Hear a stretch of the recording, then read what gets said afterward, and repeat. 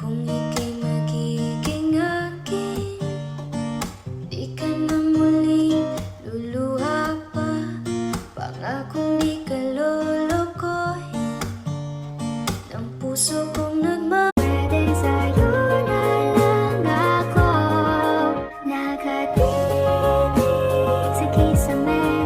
Kakaisip kung paano sasabihin sa'yo na gusto. Kaya kong panindigan salitang ikaw lang. Di malabo maging tayo basta pumayag ka lang. Sobrang ganda ng umaga kapag ikaw ang nakikita. Di maiwasang matulala, parang hindi ko.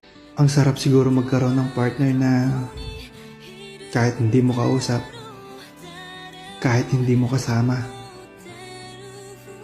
hindi sumagi sa isip niya na makipaglandian sa iba.